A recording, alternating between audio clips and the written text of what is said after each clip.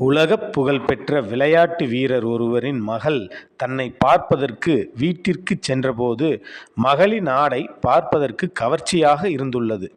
அந்த விளையாட்டு வீரர் தனது மகளுக்கு எப்படி அறிவுரை கூறியுள்ளார் என்பதை அவரின் மகளே தனது இணையதள பக்கத்தில் பதிவிட்டுள்ள பதிவைத்தான் எய்டன் டிவியில் நாம் காண இருக்கிறோம். அவர் கூறியுள்ளது: நானும் எனது தங்கையும் எங்கள் தந்தையின் அறைக்குச் சென்றோம். வழக்கம்போல் என் தந்தை கதவுக்கு பின்னால் ஒளிந்து கொண்டு எங்களை பயமுறுத்துவது போல் நின்றார். நாங்கள் உள்ளே சென்றவுடன் எங்களை ஆறத் தழுவி முத்தமிட்ட பின்பு அவர் எங்களை உற்று பார்த்தார். எங்களை அருகில் அமர்த்தி கொண்டு என் கண்களை நோக்கி நேராக பார்த்து கூறினார்: பாப்பா, இந்த உலகில் மிக மதிப்புமிக்கதாக இறைவன் படைத்த அனைத்தும் மறைக்கப்பட்டவையாகவும் இன்னும் பெறுவதற்கு மிக கடினமானதாகவும் தான் உள்ளது. வைரங்களை எங்கு எடுப்பாய்? பூமியின் ஆழமான பகுதியில் மறைக்கப்பட்டதாகவும் பாதுகாக்கப்பட்டதாகவும் தான் வைரங்கள் உள்ளன. முத்துக்களை எங்கு எடுப்பாய்?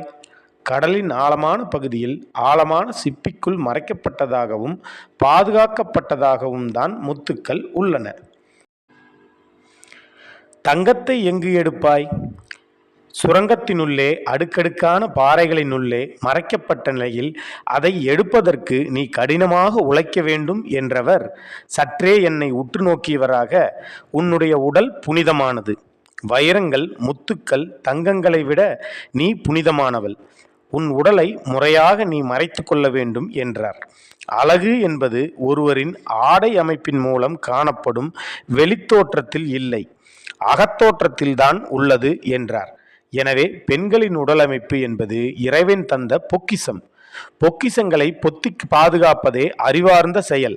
அதை விடுத்து பொக்கிஷம் இருக்கும் வீட்டை நாம் திறந்து போட்டால் பொறுக்கிகளால் உங்கள் பொக்கிஷம் சூறையாடத்தான் படும். நம்மை பொக்கிஷமாய் போற்றி வளர்த்த நம் தாய் தந்தைக்கு அழகு என்ற போர்வையில் அசிங்கத்தை பரிசளிக்காதீர்கள்.